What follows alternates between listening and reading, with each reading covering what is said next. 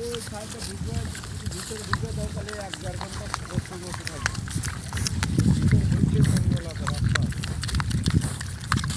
আচ্ছা এটা আমার হয়ে তাহলে ঠিক আছে। তাহলে